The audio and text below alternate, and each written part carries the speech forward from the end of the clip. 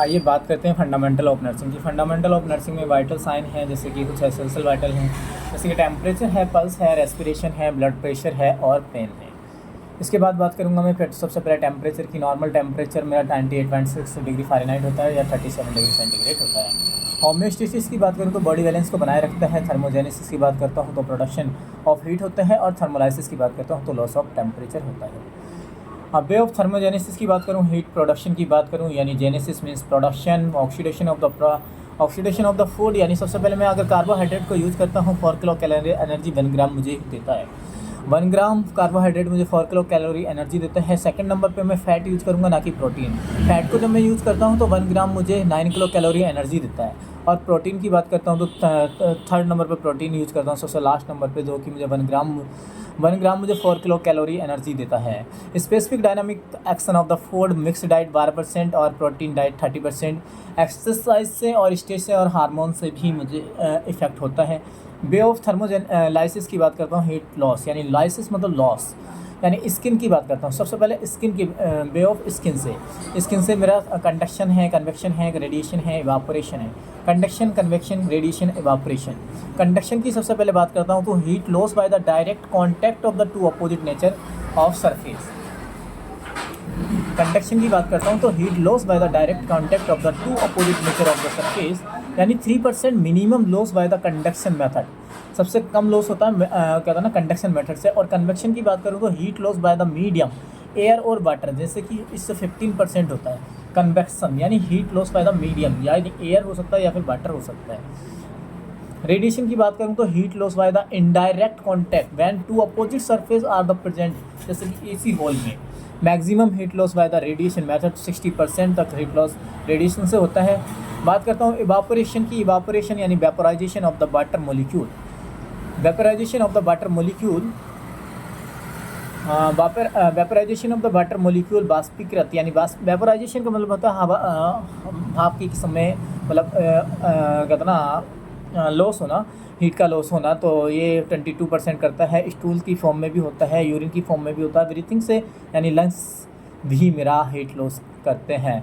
Normal temperature की बात करूँ, ओरल टेम्परेचर 98.6 डिग्री फ़ारेनहाइट होता है। एक्सिलरी में एक मतलब ज़्यादा आता है, जिससे कि वो वहाँ पर रीडिंग एक कम आती है, इसलिए 98.6 ना होकर के 97.6 डिग्री फ़ारेनहाइट मुझे दिखाता है थर्मामीटर में। और रेक्टम की बात करूँ तो रेक्टम में एक ज़्यादा आता है, यानी 2 डिग्री फ़ारेनहाइट, यानी एक्जिला से 2 ज़्यादा और ओरल से 1 ज़्यादा, ये रेक्टम में दिखाता है मुझे, ठीक है। टाइप्स ऑफ द थर्मामीटर की बात करूँ तो ओरल एंड एक्सिलरी थर्मामीटर होते हैं। बल्ब होता है, इसमें एक लॉन्ग सिलेंड्रिकल, जिसको मैं बोलता हूँ, एक होता है स्टेम जो कि लॉन्ग होता है। बल्ब की बात करूँ तो लॉन्ग एंड सिलेंड्रिकल होता है, और स्टेम की बात करूँ तो लॉन्ग होता है। रेक्टल थर्मामीटर की बात करता हूँ तो rectal thermometer bulb of the rectal thermometer is round और शॉर्ट होता है। रेक्टल थर्मामीटर में जो बल्ब होता है वो राउंड और शॉर्ट होता है।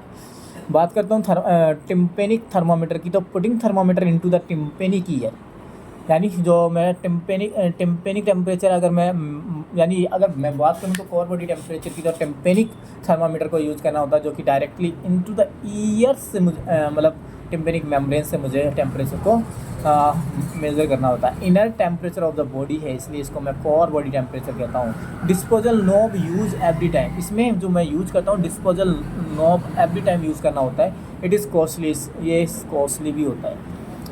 इंफ्रारेड टेम्परेचर की बात करता हूँ तो commonly use in a crowd और मल्टीपल पीपल गैदरिंग, यानी जो बहुत सारी भीड़ में अगर मुझे टेम्परेचर लेना है तो मैं इंफ्रारेड टेम्परेचर थर्मामीटर यूज़ करूँगा, जो कि कोविड के टाइम में मैंने यूज़ किया था और सेंटिनल और पिक्चर हॉल वगैरह में, सिनेमा हॉल वगैरह में मैं यूज़ करता हूँ। बात करूँगा इलेक्ट्रॉनिक थर्मामीटर की, तो giving temperature reading in 1 minute. Electronic thermometer मुझे जो टेम्परेचर का रीडिंग देता है 1 मिनट में दे देता है। टेम्परेचर प्रूफ की बात करूँगा तो using with the monitor, temperature probe using with the monitor, location right side में भी कहाँ, जहाँ पे लीवर होता है, वो मेटाबॉलिज्म अकर होता है वहाँ पे। हाँ, metabolism occur in the liver and the liver present in the right side, you know also. Oral temperature की बात करता हूँ तो location under the tongue. Oral temperature में लोकेशन अंडर द टंग होती है। रीजन रिच ब्लड सप्लाई होती है फ्रेनुलम में, इसलिए मुझे ओरल टेम्परेचर में कहते ना अंडर द टंग रखना होता है, रिच ब्लड सप्लाई होती है फ्रेनुलम में। एडवांटेज होते हैं इसके, easy to check the temperature, minimum disruption होता है यानी प्रॉब्लम कम होती है। बात करूँगा डिसएडवांटेज की तो कोल्ड एंड हॉट बेवरेजेस यानी जस्ट बिफोर टेकन नहीं, मतलब अगर कुछ भी ठंडा या गर्म लिया है उससे पहले ये रीडिंग को गलत दिखाएगा, taken by the patient. Oral temperature, और इसमें स्मोकिंग वालों में भी दिक्कत होती है, गम कैंडीज़ वगैरह जो ईट करते हैं खाते हैं उनमें भी ये मतलब डिसएडवांटेज है। Take temperature after the 15 to 20 minute, अगर तुमने ठंडा या गर्म या फिर बेवरेजेस वगैरह या फिर चिंगम या फिर स्मोकिंग वगैरह की है तो कम से कम 15 से 20 मिनट का वेट करना होगा उसके बाद।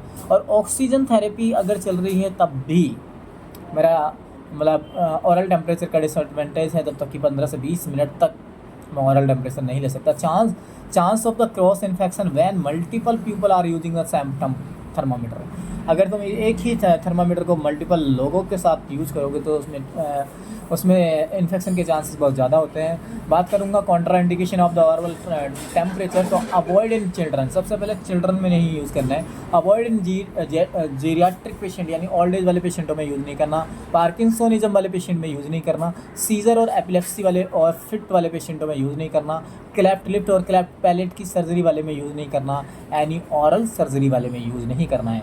एक्सिलरी टेम्परेचर की बात करूँ तो एक्सिलर में लोकेशन क्या रखेगा, मिडवे इन द एक्सिला, यानी ये नहीं कि डायरेक्ट ऐसे लगा दे छोड़ दिया, और बीच में से लगाना होता है, यानी नोट करना है before taking axillary temperature axilla should be wipe और स्वेटिंग, यानी जो पसीना है उसको वाइप करना होता है। रिमूव एक्सिलरी हेयर, अगर हेयर है तो उसको एक्सिलरी हेयर को रिमूव करना होता है। Most commonly use method, no chance of the cross infection, इसमें क्रॉस इन्फेक्शन के चांसेस बहुत कम होते हैं। What accuracy is not good, इसमें एक्यूरेसी का मतलब इतनी ज़्यादा अच्छी एक्यूरेसी नहीं होती है। एडवांटेज ये होता है कि no need of privacy, no cross infection. Disadvantage ये होता है कि फॉल्स रीडिंग भी दे सकता है अगर आपने सही से यूज़ नहीं किया। मसल्स वीकनेस हुआ तो डो नॉट यूज, क्योंकि वो मसल्स पकड़ेगा नहीं तो छोड़ देगा, टेम्परेचर का थर्मामीटर का लॉस हो सकता है। Contra indication of the axillary temperature, contra mastectomy वाले पेशेंट में रिमूवल ऑफ द ब्रेस्ट नहीं यूज़ करना है, सर्जरी एक्सिला वाले में नहीं यूज़ करना है, फ्रैक्चर हैंड में फ्रैक्चर है तब भी यूज़ नहीं करना है, लिम्फ नोड एनलार्जमेंट है तब भी यूज़ नहीं करना, साइकेट्रिक पेशेंट में तो कतई भी यूज़ नहीं करना है। बात करूँगा रेक्टल टेम्परेचर की, तो most reliable method of the temperature checking, rectal temperature most reliable होता है, इसमें कई बार नॉर्सेट में क्वेश्चन पूछा भी गया है।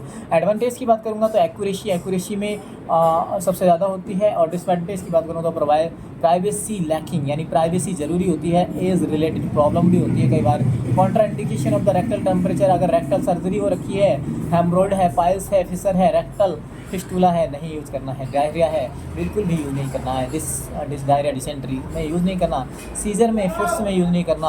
और जो पेशेंट को मतलब कहते हैं ना वैगस स्टिमुलेशन का, कार्डियक पेशेंट में because vagal stimulation cause bradycardia, जो कार्डियक पेशेंट है उनमें भी यूज़ नहीं करना, क्योंकि वेगस जो 10th क्रेनियल नर्व होती है उसमें वैगल स्टिमुलेशन होने की वजह से ब्रेडिकार्डिया कॉज हो सकता है। Rectal thermometer insertion, rectal thermometer insertion ½ inch in the children और 1.5 inch into the adult. Cleaning of the solution for thermometer, Dettol में अगर मैं यूज़ करता हूँ 1:40 और 20 मिनट तक का यूज़ करना, मतलब मुझे क्लीनिंग करना होगा डिटोल में 1:40 और 1:40 और 20 मिनट तक, सैवलॉन की 1:20 और 10 मिनट तक, लाइजोल का 1:40 20 मिनट तक। लाइजोल और डिटोल का सेम है, और सैवलॉन का 1:20 और 10 मिनट, ठीक है। Cleaning of thermometer before taking the temperature, before मतलब बल्ब से स्टार्ट करना है, बल्ब टू स्टेम। प्रिंसिपल होता है less contamination to more contamination. After the taking the temperature stem to bulb, stem से बल्ब की तरफ, यानी less contamination to more contamination की तरफ मुझे ये करना है। और फॉर्मूला अगर मैं बात करता हूँ फ़ारेनहाइट टू सेंटीग्रेड, तो सेंटीग्रेड में सेंटीग्रेड चेंज करने के लिए मुझे F-32/5/9, या फिर मैं डायरेक्ट कहता हूँ 5/9 इंटू डिग्री फ़ारेनहाइट +32, ये भी हो सकता है। वैसे तो ये भी ये रिलायबल है कि F-32 इसमें इजीली मैं मेजर कर सकता हूँ। जैसे कि 102 डिग्री फ़ारेनहाइट का निकालना है मुझे, तो 102 में 2 में से 32 हटा दूँ मैं, तो कितना बचा 70 इंटू 5/9, 7 पंजे 35, 350/9, 9 चौक 36 होता है, तो 9 के 27 38.88 आएगा, यानी 38.9 आ जाएगा, 38.89। ठीक है, फार्मूला की बात करता हूँ तो degree centigrade two degree Fahrenheit में अगर मुझे फ़ारेनहाइट में निकालना है तो सेंटीग्रेड इंटू 9/5 + 32, और डिग्री सेंटीग्रेड की बात करूँ तो 5, अगर मुझे 30 डिग्री सेंटीग्रेड का निकालना है तो 30 इंटू 9/5, तो 30 9 के 27 270/5 + 32। हाँ, तो यहाँ पर हो जाएगा 5 से मैं इसको काटूंगा तो कितना होगा, 5 × 20 5 × 25, हाँ यहाँ पे 54 + 32 86 डिग्री फ़ारेनहाइट आएगा। Why we are using the major mercury in thermometer, because mercury is uniformly expansion, equal जाती है। यानी अगर मैं थर्मामीटर की बात करूँ तो उसमें जो मर्करी हो वो मतलब उसका लेवल एकदम मतलब यूनिफॉर्मली एक्सपेंसन करता है। Do not clean thermometer into hot water, अगर तुम हॉट वाटर में यूज़ करोगे तो मर्करी में प्रॉब्लम हो जाएगी, हो सकता है ब्रश मतलब कितना वो क्रैक भी हो जाए। In case of the breakdown of the thermometer, in case of the breakdown of the thermometer, then mercury should be kept in a 3-bag system। क्या मर्करी शुड भी reusable होती है। और pyrexia fever की बात करूँगा, when be temperature more than 99 degree Fahrenheit then called as fire fever. और आज के वीडियो में इतना ही, और बात करेंगे कल, मिलते हैं, टाटा बाय बाय, धन्यवाद।